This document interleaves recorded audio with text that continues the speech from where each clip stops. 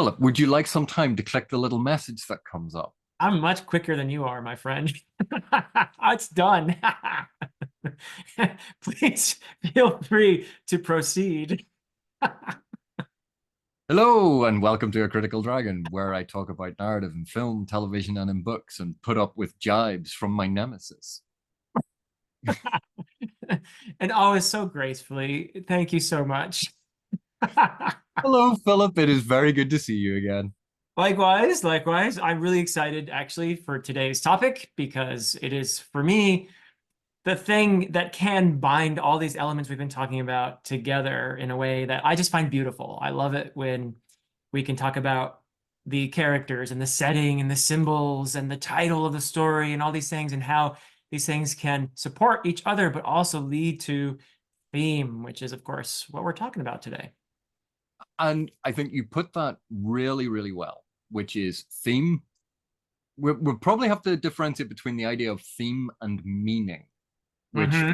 is Yeah. something we can discuss. But quite often, theme for a narrative, be it a short story, a novel, film, TV show, the theme, we can talk about the theme, and what we'll be talking about there would be the central or major concept that is being explored, or we can talk about the themes, because quite often narratives have multiple themes that run through it. They may have an overarching theme that may be broken up into smaller aspects depending on the lens that we're using, whether we're looking at a small part of it or a big part of it.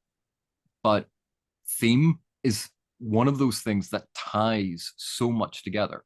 When we discuss character or setting or world building or tone or style, we, we tend to look at those in isolation. We focus in and we talk about that one aspect. But when it comes to theme, we have to put all of those things together because that is how theme is communicated. It's this underlying concept that quite often a narrative is investigating. And I think that is a really important point that you raised at the beginning.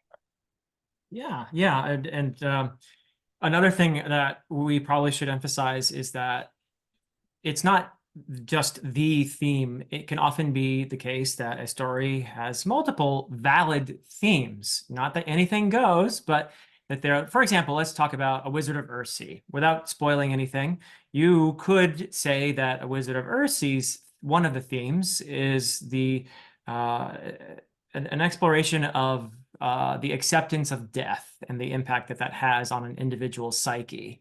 Or you could say that A Wizard of Earthsea is about a Taoist exploration of the ways in which the things that we tend to think of as polar opposites are actually two sides of a coin, such as life and death, that sort of thing. Those are not exactly the same way of articulating or approaching the story. Or you could say that A Wizard of Earthsea is a coming of age story in which the protagonist learns to accept that a whole human being has multiple sides to himself, including a dark and a light side, or something like that. There's another slight nuance there. You see that these are three different ways, and you could probably articulate even more. Those are all valid, supported by the text, and they're all different ways of articulating the theme. So it's not the case that, oh, there's one correct answer here, and you have to get it right, or you're out, right? Yeah, and even then you can see with those themes that you were articulating about A Wizard of Earthsea, that they are related. Yeah. And quite often, if we could find the perfect encapsulation, we would go, oh, well, that would cover all of those different aspects. But trying to articulate that can actually be quite difficult because texts are rich and there's a level of personal interpretation and how we respond to it. But there will be commonalities, and it's in assessing those commonalities, in assessing the approach, looking at how all of these things refer to one another or build into one another. That's where we get this sense of an articulation of theme. Because we could look at A Wizard of Earthsea and someone say, oh, well, this is one of the themes would be the ramifications of hubris. Mm-hmm. but we can see how that would fit into that Taoist, the dark and the light being part of the same coin, because this is part of the human experience. Yep. And you can see how these are reducing down the focus to something that we can articulate and discuss, but it is built into part of a grander sort of exploration of a concept. But what we don't say typically ever is the theme is hubris. That's too narrow. Yeah, that's too specific because those are the two kind of there are two ways that well, let's put it this way. There is a way of articulating theme that is somewhere in between too specific and too general that will allow the maximum amount of exploration. So if you're in between too specific and too general, it'll help you actually to get the most out of your analysis. So I don't know, let's give an example. Like you said, a Wizard of Earthsea is about hubris. Okay, that's a little too specific. Or Malazan is about empathy, right? I mean, that it's not wrong, but you could be more helpful in articulating the theme in order to get more exploration out of the exercise, right? Because even if we take like the common thing said about Malazan, oh, it's about compassion. Right. But that is such a vague general term. What about compassion? And so if we refine our articulation just a little bit, Right. Malazan explores the ramifications, consequences, and costs of compassion.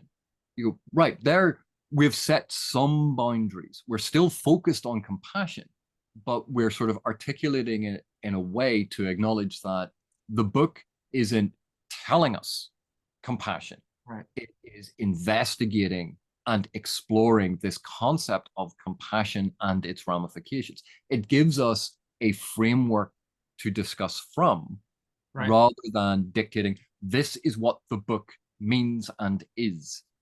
And that I think is the big distinction here. Themes quite often ask questions. Themes rarely deliver answers. They are frameworks of questions that are being asked that a text is exploring. And I think that is one of the ways that I think about it, and I find very helpful to think about it.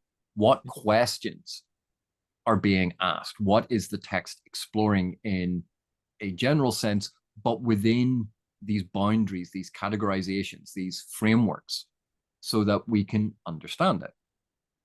And that's brilliant, actually, because I do think that oftentimes when an author is exploring a theme, it's not a matter of telling the reader.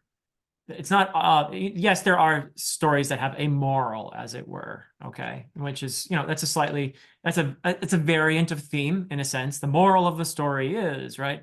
But I think oftentimes authors are actually trying to explore or asking more questions than trying to give answers or provoking thought.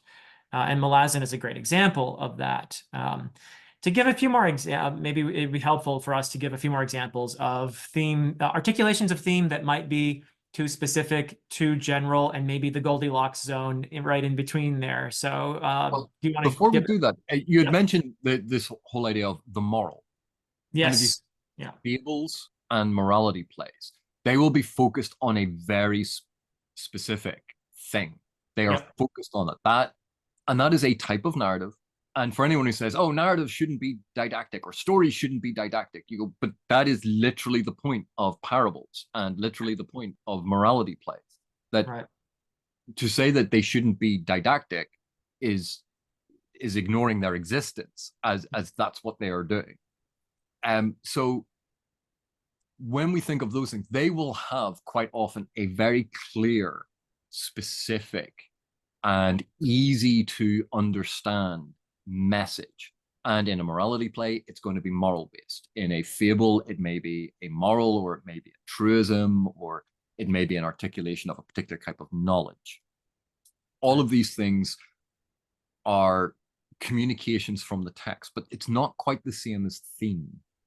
Right. And theme, in some respects, is broader than that, because almost all narratives have themes that run through them when we notice these patterns. And I just wanted to highlight that because you brought it up, and I think it's a really good point to sort of bear in mind.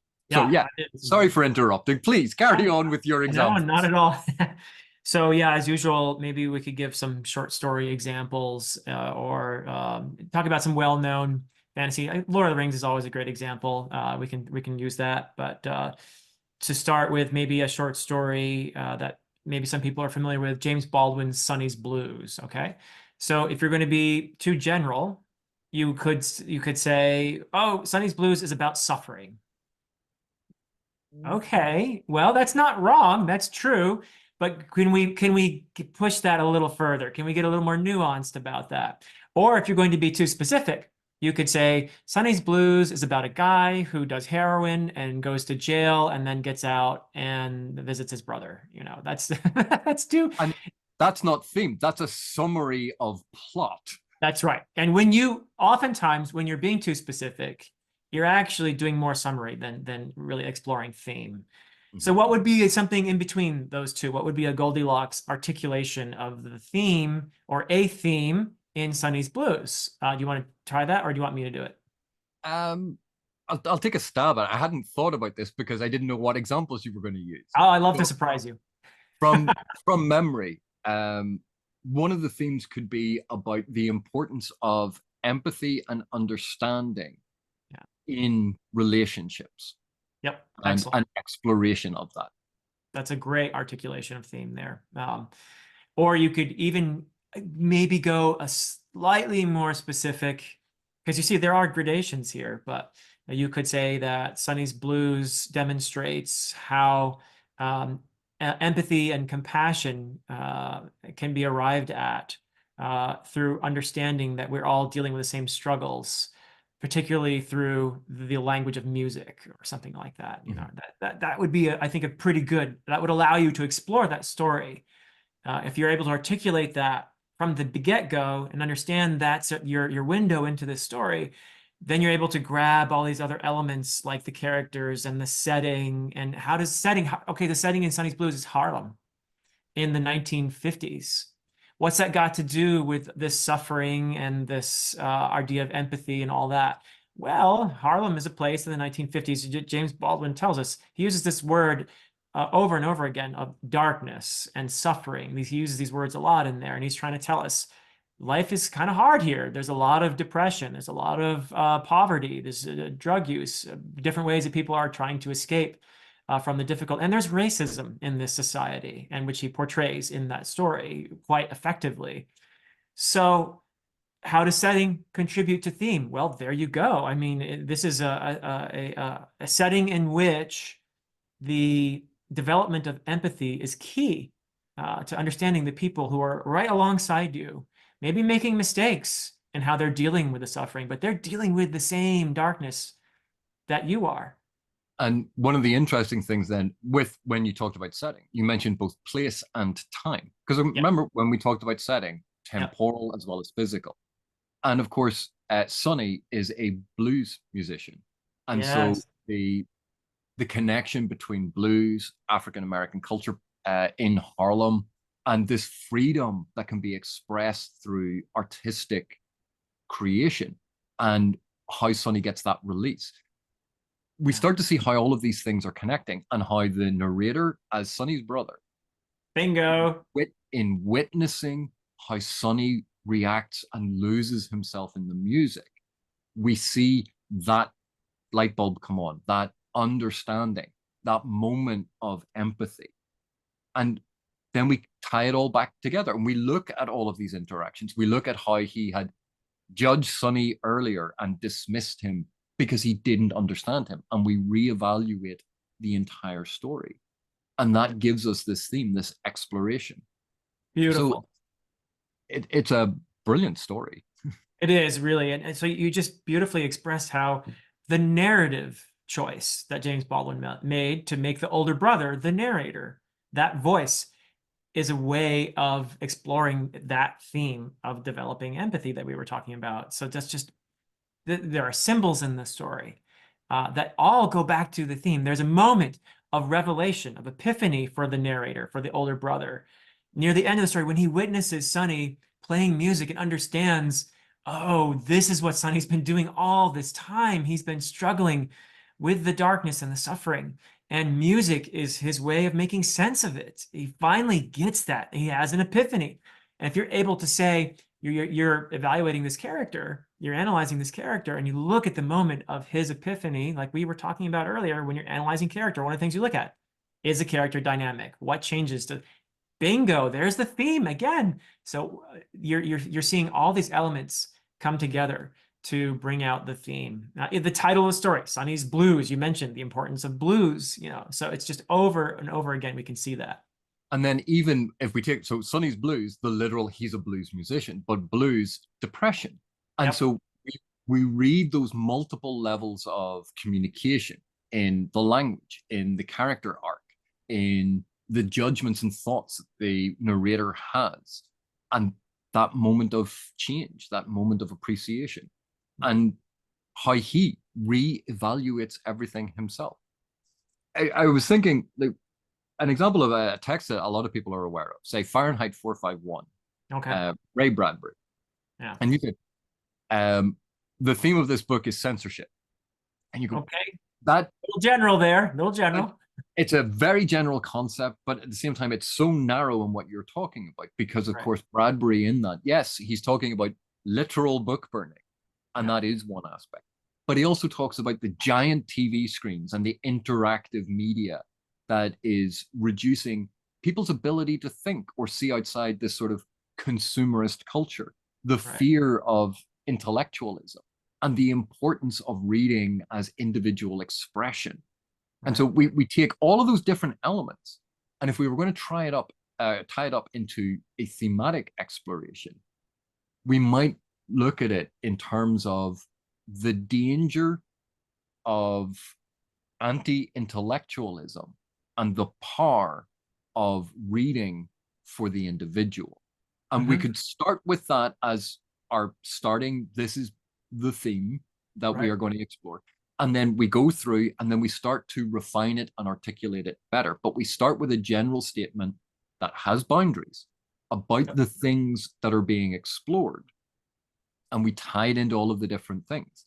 We look at ignorance and stupidity and the damning indictment of smart people because they hold themselves smarter than other people, like all of these sorts of things that we see.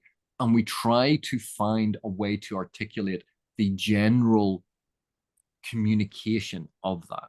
Right. So another way of expressing it, slightly different angle, might be that this is a book that explores how authoritarianism thrives in a culture of built on ignorance, something like that. That would be another way. Slightly different wrinkle, but you're getting at some of the same important things there.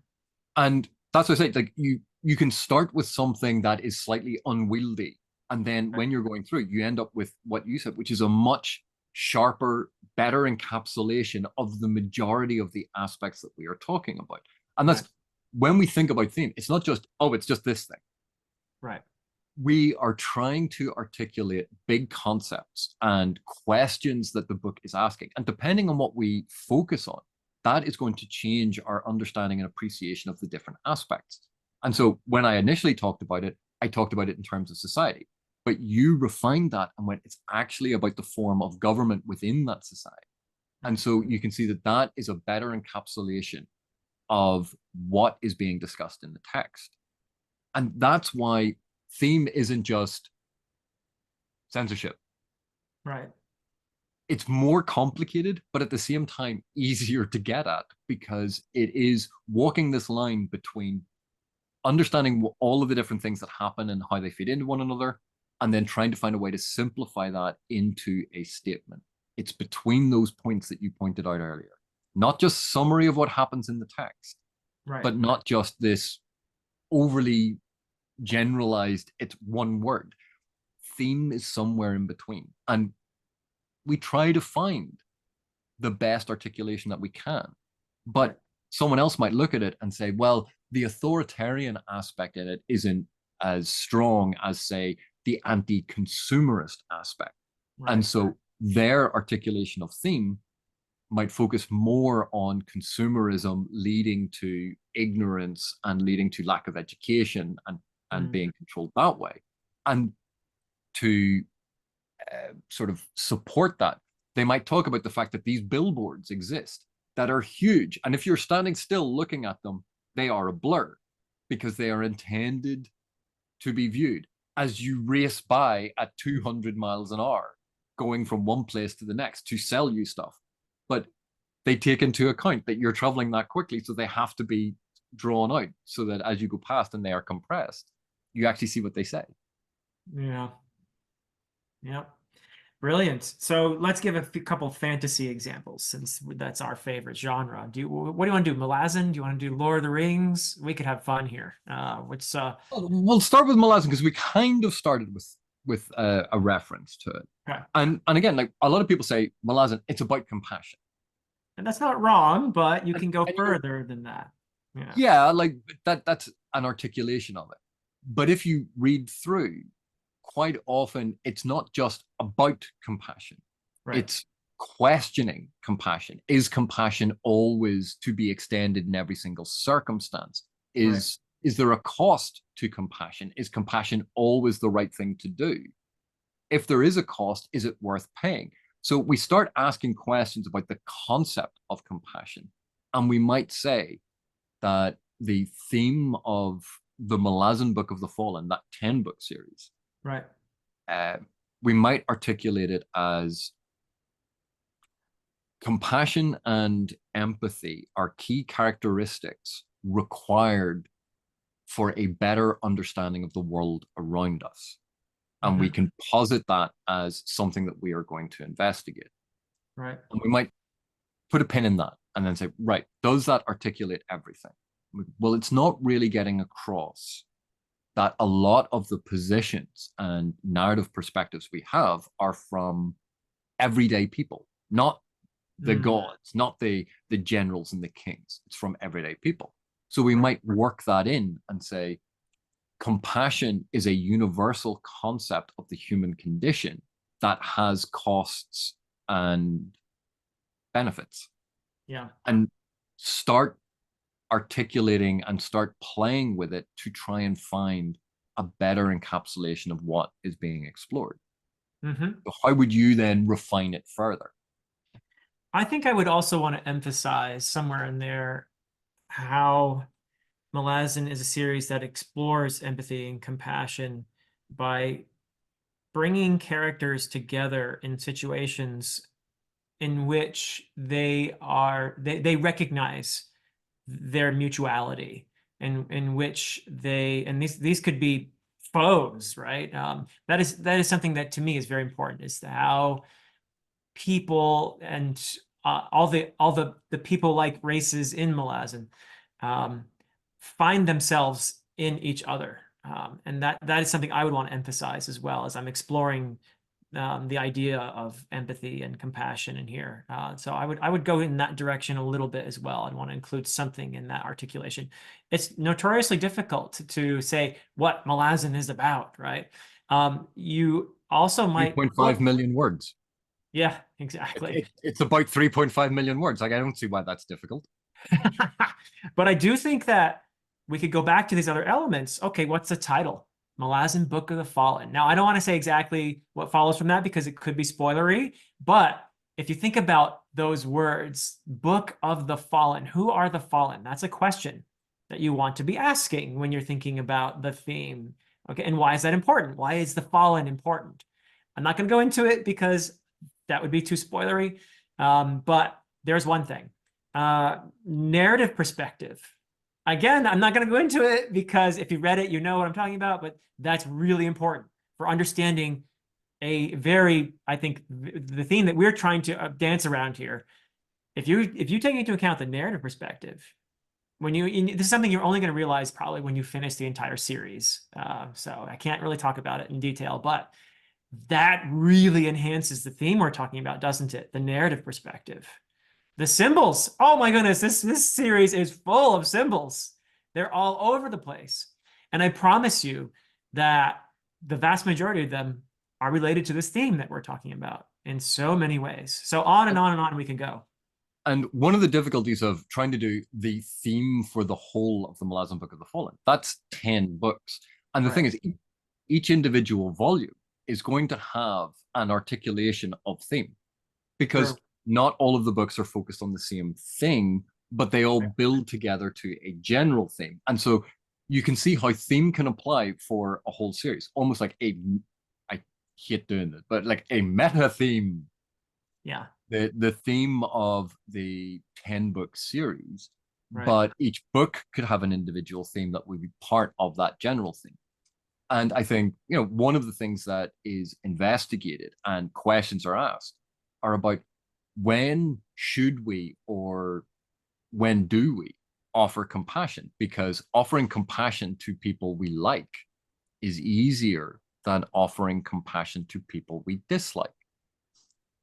Um, if it is a minor infraction, it is easier to forgive or to offer compassion, understanding, and empathy. But if it is a major infraction, can we still offer understanding, compassion, and empathy? And does that require then that we forgive what they did? Is forgiveness the same as compassion? So you can see, as we start going through, we start articulating these concepts and thinking Sub about, themes. Yeah. Yeah. you see how each of the novels within the series is chipping away at the bigger question from different angles. Yep. And through that, we get a more 360 view of the concept being investigated, not just it's about compassion and we should all have compassion. That would be Right. overly reductive Right. and overly simplistic. Yep. Yeah.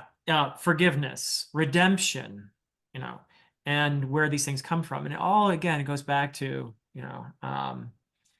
the major theme that we're talking about beautifully.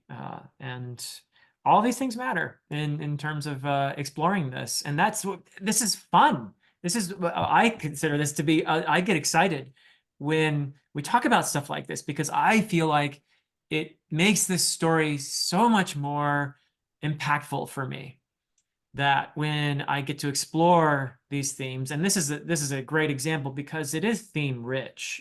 Steven Erikson is deliberately exploring these big questions in this, and I get excited by that because I feel like understanding how that particular narrator brings out this theme in a way, it makes it just much more enriching and impactful.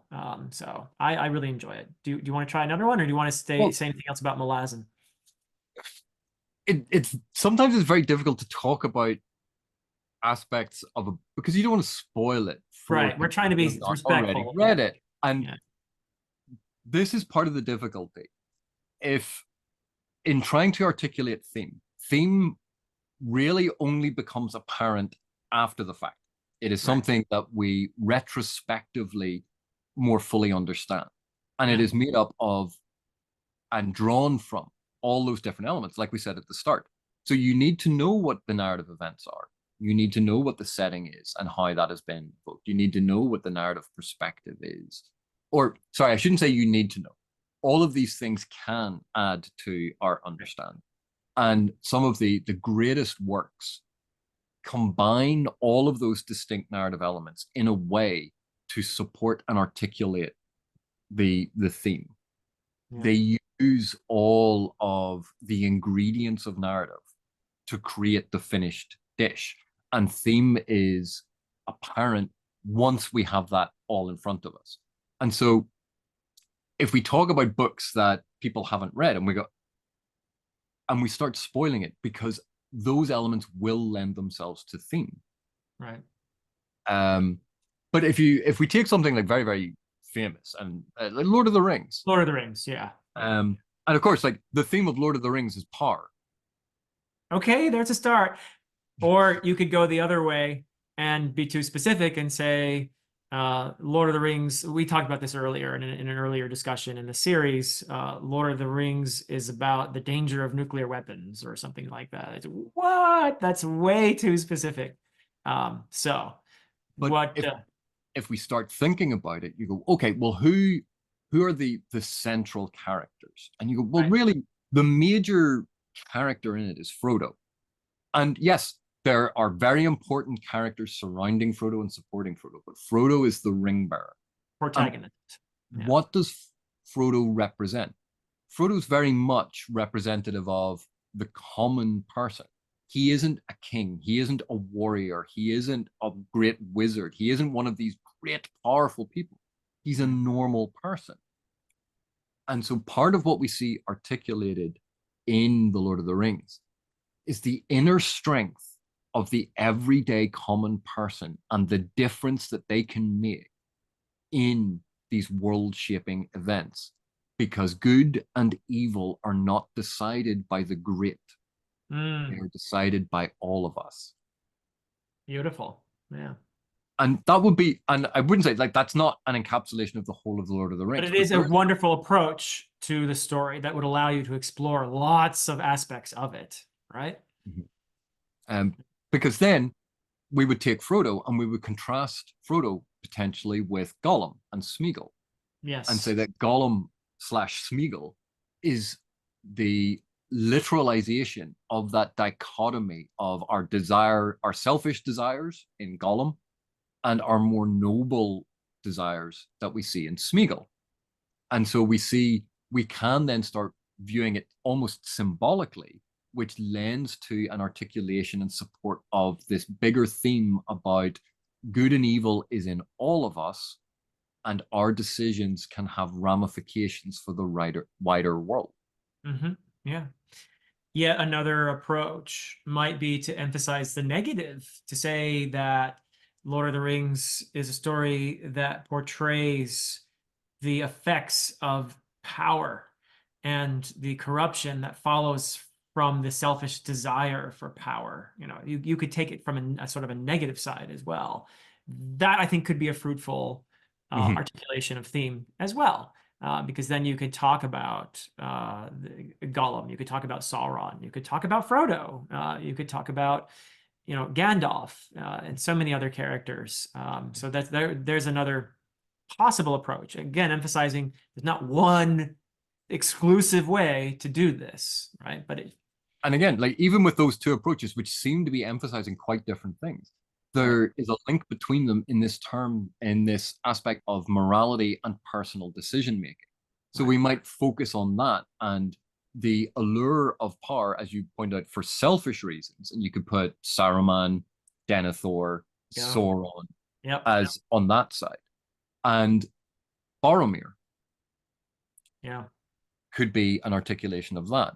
But we also see Boromir repenting and regretting his actions. And so we could look at it from a more sort of spiritual angle and talk about the inherent goodness of the soul and how we are faced with these trials. And even if we fail, there is still a chance for redemption or a chance to be saved. And that would be looking at the more religious and moralistic aspects of it. yep, But again, you can see that all of these are dancing around and linked to various things that the story, the narrative is actually communicating, and yeah, how we personally perceive the strongest elements, how we perceive these things that create the greatest resonance in us as readers, is going to shape how we interpret the major theme or themes of the work. yep. And once again, you want to go back to all those elements. What's the title of the story? Lord of the Rings. What's the significance of the rings? Power and all of that. Who's this Lord we're talking about here? Obviously that's probably Sauron in this case, right? But what else can we squeeze from that title? And then the setting. Okay, it's Middle Earth, but we start, in the Shire, and we have moments of the story through these more heroic regions of Middle Earth, but we also end in Mordor, right? What does that journey tell us? And what about the scouring of the Shire, right? And how do we go back to that theme of power and corruption and everything else, and the rejection of selfish forms of holding power as being fundamental to what Tolkien's vision of goodness is. So again, the setting's very important here. Symbols, the ring, hello, big symbol there. So again and again and again. And I think tying into that, the title The Lord of the Rings, and we go, oh yeah, but that's clearly Sauron. But there is no true Lord to the rings, because if the ring is power, the ring itself, this lure of power is actually having mastery over other people. And then we Yeah. see that criticism of this love of power. And you mentioned the scarring of the Shire. Now, Yeah. we can read the scarring of the Shire as a very damning indictment of the industrialization of the countryside that was becoming more and more common when Tolkien was writing. And he clearly did not like. But at the same time, we can see it as this desire for monetary gain And and the power domination. that goes with it and domination Yeah. of wanting to be the Lord. But the entire story is about the destruction of this ring to deny lordship because you cannot master this. It will always master you. And Yeah. so, again, we keep circling around, sometimes closer, sometimes further away from these core concepts. And the more deeply rich and resonant and impactful a narrative is, the more complex a narrative is. Quite often, the more we have these different strands, and depending on what we focus on and what we would talk about like privileging or emphasizing, that that will shift the focus of how we explore theme. Yep. Because there are many different aspects of key themes and major themes and supporting themes. Yes, indeed. So just to articulate once more for folks, what are some tips for helping people to think about theme? We've already mentioned several times the title. Think about the title of the story. It's not always going to be the case that the title is going to be extremely, revealing, but But it's you worth mean thinking about. Usually, sonnet number 15 isn't revealing about what sonnet number 15 is about? exactly. Yeah. I mean, you could read maybe more into it than Shakespeare's dead, so read whatever you want Oh, into it, right? Yeah. I am really disappointed that he didn't have a racy one and call it sonnet number 69. Ooh, there is a 69 actually there somewhere. I I know, don't but it's remember not what one. it's about. I don't remember what it's about, but yeah. But yeah, so title. What's the title? Again, this is not a checklist that you have to think about every single one of these things, because sometimes the narrative perspective isn't all that important, but sometimes it's really revealing Right, about. let me rephrase. Okay, Narrative perspective is important, but it may not be important for the articulation or that's what exploration I of meant. Yeah, theme. yeah. Narrative perspective is always important. It's important, but is it always going to be revealing in terms of the theme? Not necessarily. So No. that's all I was trying to emphasize. But it is worth thinking about. You could also say, are there some recurring phrases or words that the story keeps coming back to again and again? I mentioned Sonny's Blues earlier. Darkness, suffering. These are words that come up again and again and again. You need to go beyond that when you're articulating the theme, but okay, why is this word coming up again and again? What is this concept? What is Baldwin exploring here? Or in the case of Tolkien, I bet you that I'll bet you a whole dollar, AP, that different words for power come up a lot in Lord of the Rings. There's more than one word for power. Different words related to power come up all the time in that story. So recurring ideas. Other things that you can look for when you're trying to think about theme is there a moment in the story that's like a sort of a highly quotable, a moment that is shouting out, oh, I think this is kind of what this is, the important moments, right, that you would want to highlight. These are often scenes or passages where you can really see the theme at work. There's that moment when you feel like, this is really important. Maybe it's when Sam gives his speech to Frodo and Frodo's on the verge of total collapse, about there's some good in this world and all of that, one of those moments that you can point to and say, I feel like this is where we can see the theme. Oftentimes, when we've talked to Stephen Erickson about this, about how he thinks about theme, it's something that he thinks of as being central, but below the surface of the story. But there are maybe times in the story where that theme rises a little bit closer to the surface, like when Sam gives his speech to Frodo. So where are those little moments that you can highlight and say, aha, I think this is where the narrator is getting close to really telling us, I think this is what the theme about here, right? Does that make sense? Yeah. And to add to that, narrative events sometimes can be highly revelatory about theme. So, for Right. instance, if you go, uh, two characters are the characters go through something, and then later on, there's a very similar in abstract terms event with different characters and a different outcome. Right. So we have two very similar events, and they might be told from different perspectives, and that gives us different insight into the perception of the event. Why are those two events there? Are those events dealing with an aspect of theme, an aspect of a concept that is being explored? We have the same thing with characters that we pointed out with Denethor, Saruman, Gollum, Boromir, that from different perspectives we can look at them as articulations with very similar characteristics from a particular point of view, Right. and or a similar flaw that is being explored, and how they meet their ends, while different in each circumstance, can give us insight into something that is being explored. So we look for those commonalities and go, oh, it's interesting that Denethor had that sort of love of power, but also fear, and Saruman wanted power, and we see how they end and go, there's a pattern, and it's looking for these patterns quite often can be highly revelatory. Yeah. Patterns in character, in event, in phrases, in sequences, or in setting. If every time they walk into a forest, something bad happens, we could end up sort of seeing that as a pattern. Why is it always anytime they interact with nature?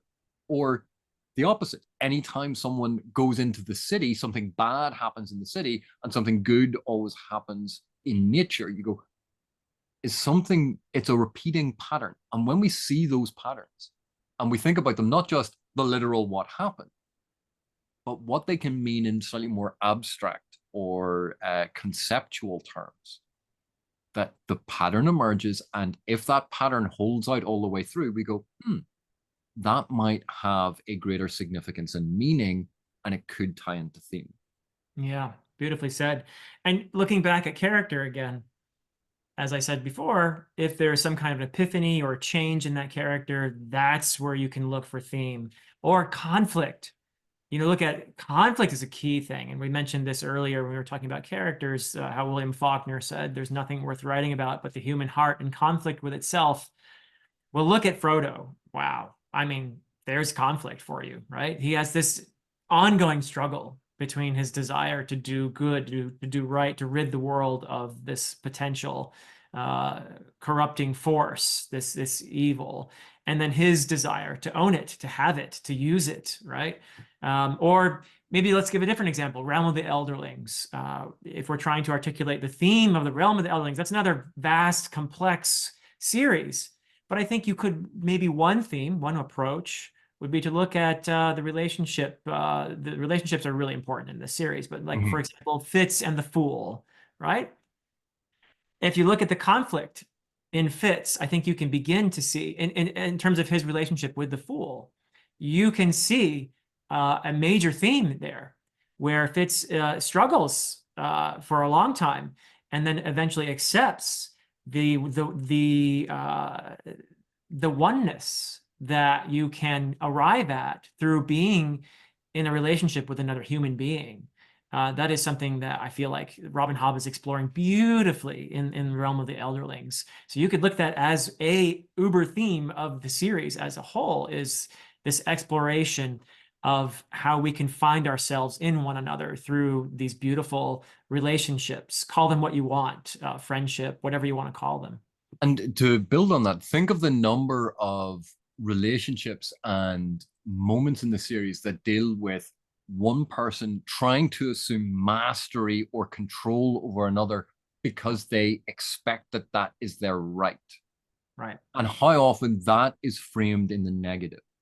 So, when we think of the relationship between the Bingtown sailors and the live ships, well, of Yeah. course, that is their right. When we think of Regal and how he assumes he has the right to these things, Yeah.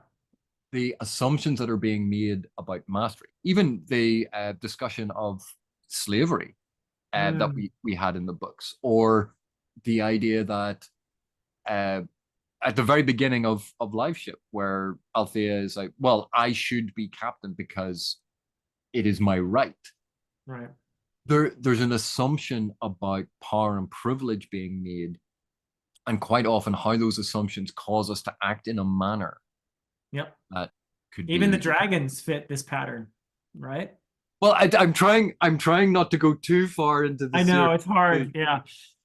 but again, when we spot patterns, when we spot how, that is similar to that. Oh, look at the commonality between that thing. I know they are different articulations, Yeah. but we can see a commonality. And being able to spot those patterns, that abstract or being similar on a conceptual level, Right. being able to move between that and the literal and the specific, that is where we get the evidence and the strength and the support for a lot of these things. And once we start developing that skill, because just to reiterate, because I think sometimes people forget this is not about intelligence. No.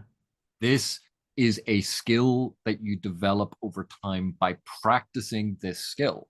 And we can go through our entire lives reading and never practice this skill and never get good at it, because it is something that needs to be practiced, to think about things by taking that step back from the literal.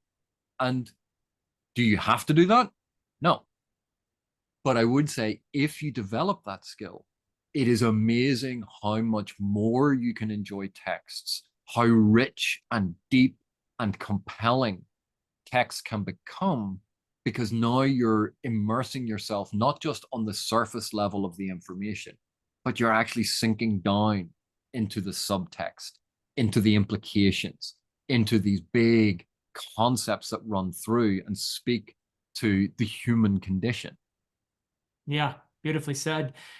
I also want to emphasize this is not about being right. This is not Well, it about is for me. Obviously, I'm always right. I'm oh, never wrong. you have to you are definitely a special case as a critical dragon, but for most of us it's not about being right. It's yes, when you're exploring you're engaging with the text, and so your articulation of theme needs to be a dialogue with the text.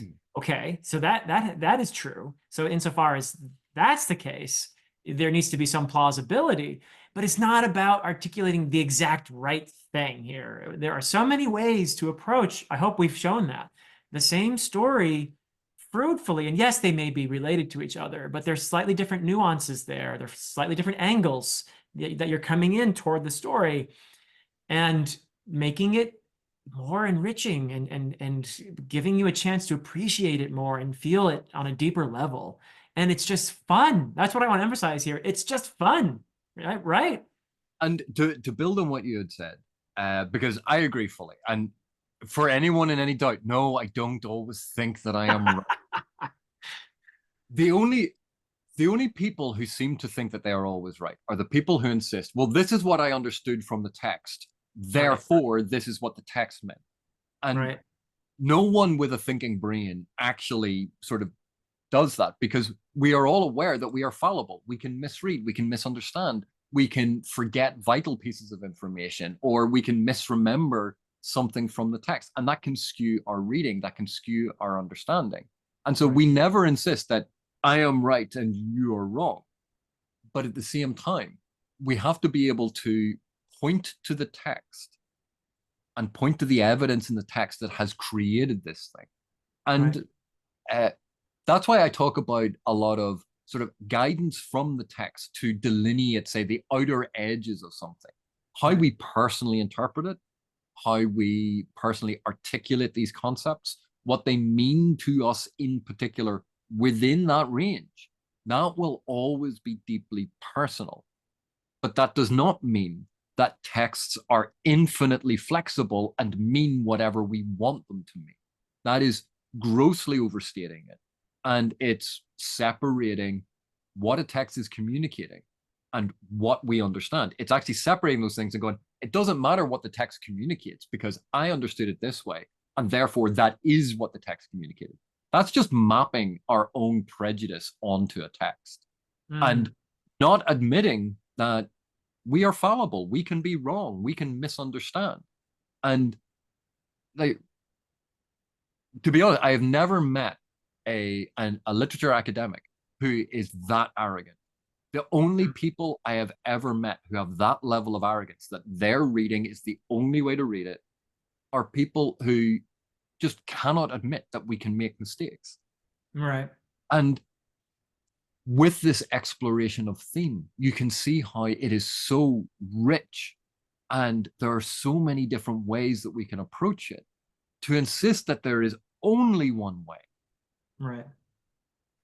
But in saying all of that, if there is information in the text that disproves or undercuts or denies our interpretation, we can't just ignore that. Right. Right. We can still say that, oh, I still find the majority of the text seems to be leaning this way, and that bit seems to counter it. Usually that's a signal that we have misunderstood something. Because if there's this pattern that everything is doing this, but then there's this one bit way over here off on the side, you go, why does that bit not fit the pattern? Two reasons. Either the pattern is wrong or we have misinterpreted that thing. Those are the two major reasons. Yeah. And you know, that's one of the great things about literature as art.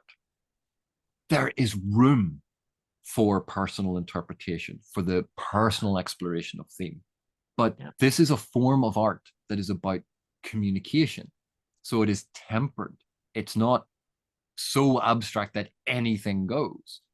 There are guidelines and there's guidance, which will slowly shift and change over time as the understanding, the societies and the cultures of the world change, because things will take on slightly different meanings that the author could never have intended. But generally, they fall within the general concept of those guidance things. Yeah. What I find even more frequently than, say, someone saying, actually, no, you're wrong, is I'm in a discussion with someone like you or some of our other friends here on this platform about a particular story. And I'll come at it with my experience and my understanding. And then that person I'm talking to will articulate something that I didn't see. It doesn't necessarily disprove what I was saying, but in fact, it enhances what I was saying. It adds to what I was seeing in a way that I just love. So this happens with my students. This happens all the time with when I'm talking about a story with someone. I really enjoy how their angle on it, their perspective, because they have experiences I don't have. They're going to see things I don't see. And when their interpretation enriches my own and they come together for a fuller understanding, that's the beauty right there. That is what I love. So and that's, you know, quite often, you know, lecturers will say or teachers will say, oh, you know, I learn from my students all the time. And some idiot's going to, oh, well, maybe you should be paying them then. You're like, no, that's not what we mean. They add to our understanding because we are limited in our perception because it's our perception. But when we have access to other people and they can articulate what they see, what that can add to our understanding of the text. It can add meaning and resonance. It can make us rethink and relook at a sequence, something that we read 40 years ago. And we went, oh yeah, but that was fine. Now, with new eyes, and someone has brought it up and said, oh, but you know, that thing really upset me. You go, why would that? I wasn't upset at the time. Then you look at it now and go, oh, actually, yeah, I can see why that would upset you because, oh, right, that then fits with this. We can get very locked into our subjective perspective. And because it's ours, we assume we're right. Like that's the default norm of reality. What we see, what we understand. Well, of course we're right. Because if we thought that we were wrong, we would rethink things until we thought that we were right. The insistence that what I see, therefore that's what it is, that's often what leads us to a bizarre cul-de-sac of ignorance because we don't acknowledge the different perspectives that can enhance our understanding. Exactly. And That's the beauty of conversations about this. It's the beauty of all of these different approaches, because there is room in appreciating literature for every type of reader. Someone who just wants to be entertained by the surface level on what's happening, and they just want to find out what's happening next and then discard that book and never look at it. Brilliant. Welcome to the club. We love literature, but we love it for different reasons. Someone else who wants to read and reread text to have that familiarity and to spend time in that world. Welcome to the club. There's room for that approach. People who want to talk about the deeper meanings and understanding and how it connects to their lives and their understanding of the world. Welcome to the club. There is room for all of us. And I think sometimes as book readers, we can be a wee bit snobbish and elitist and dismissive of other people's either approaches to works that we love or even people who enjoy other media. One of the reasons I love narrative in general, not just literature, is because I love storytelling and seeing it being done in film and in television and in books and in radio plays, theater. There are so many different ways that stories are told. I love that. Is the thing that I love. And some of what we talked about in terms of like understanding stories, understanding literature, these things apply, not necessarily in exactly the same way or with exactly the same terminology, but these things apply to all forms of narrative. Yeah. And it enhances our understanding of those as well. And our joy in them. I do want to mention one thing before we sign off, which is that we're going to make one more video. And that video is going to consist of, number one, things that we realized we probably should have mentioned but didn't. Hello, diegetic levels and other things. Characterization, we forgot that as well. Characterization, yep. So a couple of concepts that we feel that we could have mentioned earlier, but we're going to mention them. The other purpose of that video is going to be to answer your questions. So some people have left some lovely questions on some of the earlier videos in this series. Please feel free to leave more on this video. And then AP and I are going to come back together and attempt to answer your questions, and hopefully in a way that is helpful and informative. Semi-coherent. And in fact, if people could, if you want a specific question answered, if you put question, colon, and then the very specific question that you want, if you put that as the comment, it makes it much easier for me to see that you're asking a specific question that you wanted answered in this format, as opposed to, and we will try, but sometimes people leave comments and there's a question somewhere in the middle and we might miss it. But if you put in a comment, question, colon, and then what your question is, we will try and address it. I can't promise anything because, we're useless. We might get into a fireball fight or something. So you never know. But Philip, my nemesis and my friend, thank you very much for joining me. And I'm so glad that you were here for this one, because theme is what I think. You call yourself Dr. Fantasy, you should probably be Dr. Theme, given how often you talk about theme. No, I know why you're saying that, so you can steal the name Dr. Fantasy. Sorry. No. I am wounded to the quick, cut to the core. My soul is in tatters at such a devastating accusation. You're stuck with Professor Fireballs. And for those of you still watching, thank you very much for watching. Thank you for your continued support, and we will see you in the next one.